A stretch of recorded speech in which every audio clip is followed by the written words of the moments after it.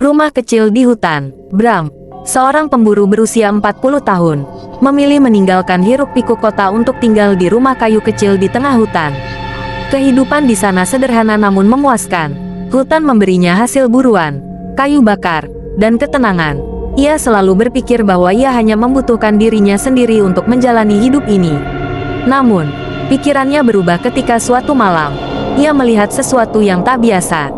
Malam itu, Bram duduk di beranda, menikmati kopi hangat sambil mengamati pepohonan yang bergerak tertiup angin. Namun, di antara gerakan dedaunan, matanya menangkap sosok putih melayang perlahan.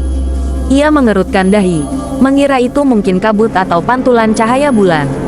Tetapi, sosok itu semakin jelas tinggi, berbentuk tubuh manusia, dengan kain putih kotor yang melilit tubuhnya.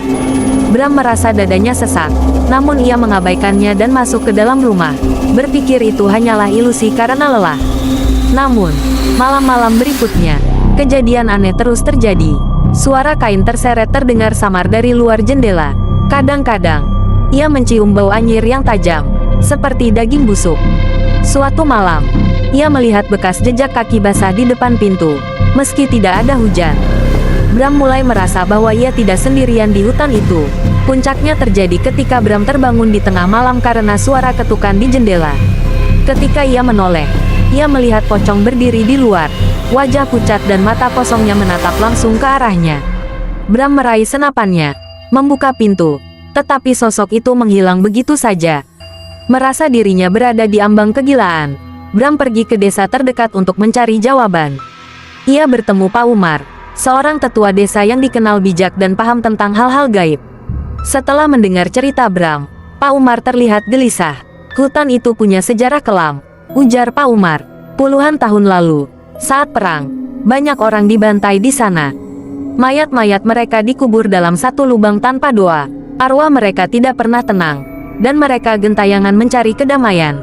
Pak Umar memberi Bram sebuah jimat pelindung dan menyarankan agar ia meninggalkan hutan. Namun, Bram menolak. Hutan ini rumahku, katanya. Pak Umar mengangguk pelan. Kalau begitu, kau harus membantu mereka. Temukan kuburan itu, berdoalah untuk mereka, dan beri mereka ketenangan. Malam itu, Bram mempersiapkan dirinya. Ia membawa lentera, senapan, dan jimat dari Pak Umar. Ketika suara kain terseret dan bisikan lirih kembali terdengar, ia memutuskan untuk mengikuti suara tersebut. Tolong, kami. Bisikan itu membimbing Bram ke sebuah area yang terasa berbeda. Tanahnya lunak, ditumbuhi rumput liar, dan suasananya lebih dingin dari sekitarnya. Di sana, Bram melihat gundukan tanah besar yang ditumbuhi tanaman liar. Pocong-pocong itu mulai muncul dari kegelapan, melingkari gundukan tersebut.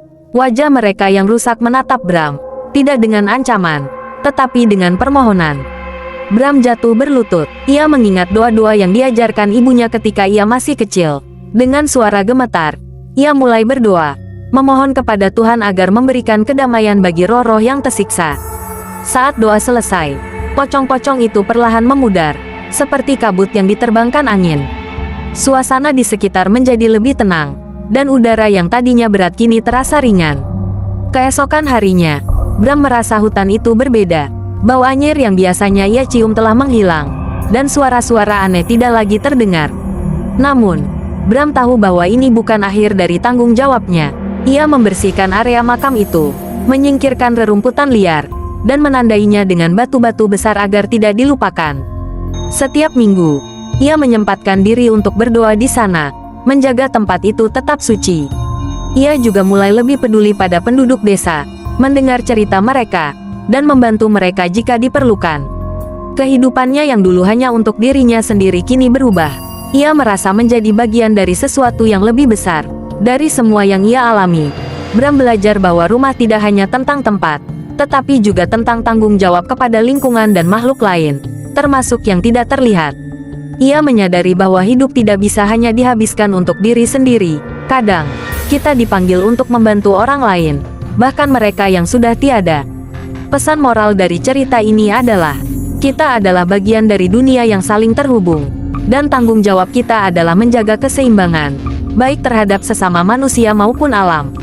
Kadang, ketenangan sejati hanya dapat ditemukan ketika kita membantu orang lain menemukan kedamaian mereka sendiri. Bagaimana pendapat kalian? Apakah ada yang pernah mengalami kejadian mistis atau melihat penampakan secara langsung? Coba tulis di kolom komentar. Jika kalian suka dengan video ini, jangan lupa like, subscribe, dan tekan tanda loncengnya agar kalian menjadi orang pertama yang menyaksikan video terbaru kami. Terima kasih.